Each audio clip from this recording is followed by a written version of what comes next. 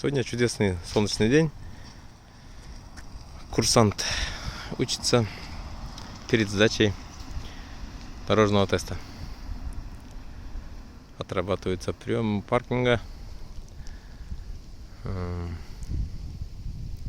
параллельного паркинга, трехточечного разворота.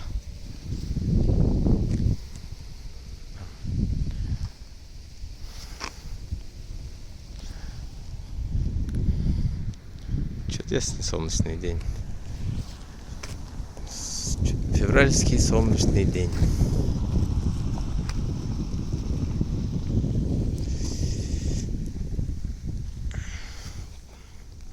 По законам штатов, если ты курсант, с тобой должен сидеть спонсор, тот, у кого есть права и минимум 1 год стажа, водительского стажа в США.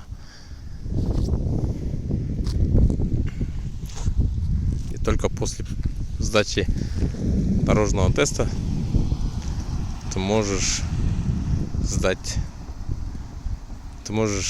получить полноценные права и стать полноценным водителем. А пока мы просто learner, студенты. Да. Ну, у этого курсанта хорошие шансы сдать тест с первого раза. Да. Остается только отработать задний ход, параллельную парковку и трехточечную парковку. Разворот. Something to say to you. Okay, I'm ready.